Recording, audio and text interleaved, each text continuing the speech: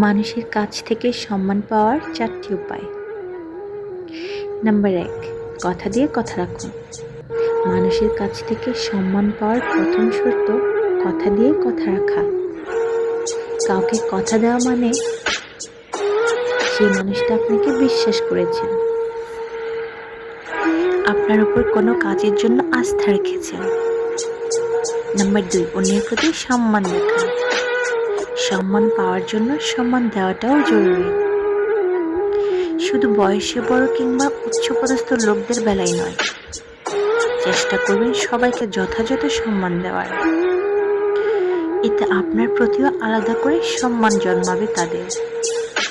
Number 3, অন্যের মতামতকে সম্মান দিন।